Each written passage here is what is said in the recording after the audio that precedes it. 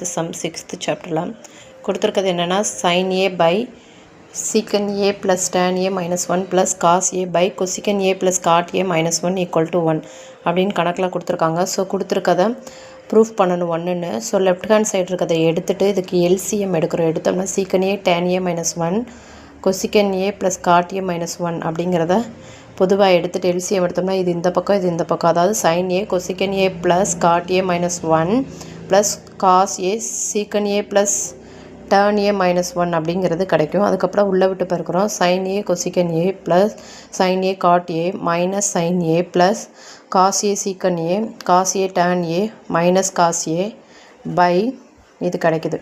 கிடைச்சதுக்கு அப்புறமா cosecant a-வை 1 by sin a-ன்னு எழுதலாம், cot a-வை cos by sin a-ன்னு எழுதலாம், secant a-வை 1 by cos a-ன்னு எழுதலாம். அந்த மாதிரி எழுதிட்டு கேன்சல் பண்ணுறோம்.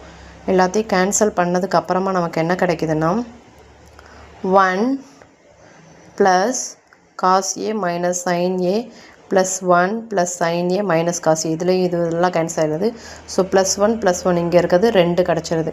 கிடச்சதுக்கு அப்புறமா இந்த secant a இருக்குது பார்த்தீங்களா, இதை 1 by cos a-ன்னு எழுதலாம், tan a-வை sin by cos-ன்னு எழுதலாம், -1 cosecant a-வை 1 by sin a-ன்னு எழுதலாம், plus cot a-வை cos by sin a-ன்னு எழுதலாம், -1.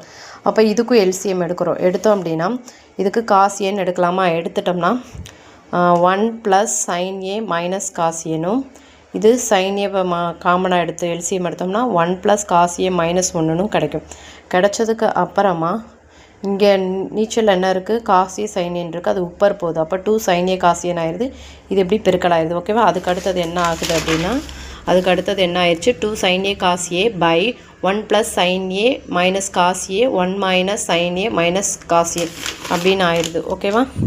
அப்படியே ஆயிடுச்சா. ஆனதுக்கு அப்புறமா இதை பார்க்க எப்படி இருக்குன்னா a plus b a minus b, a plus b a minus b மாதிரி இருக்குது. அப்போ a square minus b square ஃபார்மெட்டில் எழுதலாம். அப்போ a ஸ்கொயர் என்னது 1 square minus b square sin a minus cos a whole square கிடச்சிருது. கிடச்சதுக்கு அப்புறமா இதை இதை வந்து a minus b whole square ஃபார்மெட்டில் எழுதணும்னா என்ன வரும், a minus b whole square a minus b whole square formula என்னது, a square plus b squared minus 2ab.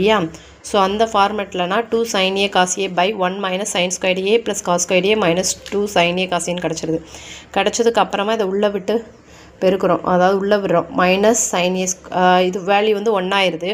1 ஆனதுக்கப்புறம் இதை உள்ளே விடுறோம். உள்ளே விடுறப்போ 1 -1 இங்கே மைனஸ் இருக்கிறது plus 2 sin a cos a ஆயிடுது. அப்போ இந்த -1 +1 கேன்சல் ஆகிடுது.